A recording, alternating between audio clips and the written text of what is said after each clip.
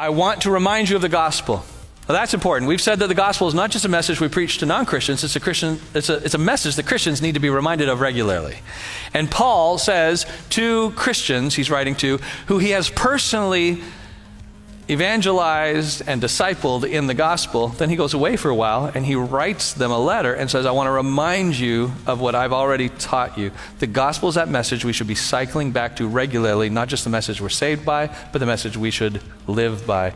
I want to remind you of the gospel that I preached to you, which you received and on which you have taken your stand. It's that message that we stand in firmly for our lives. By this gospel you are saved. Now there's a message, and it's a word, and it's a concept that doesn't always stand out to us. If you hold firmly to the word I preached to you, otherwise you have believed in vain.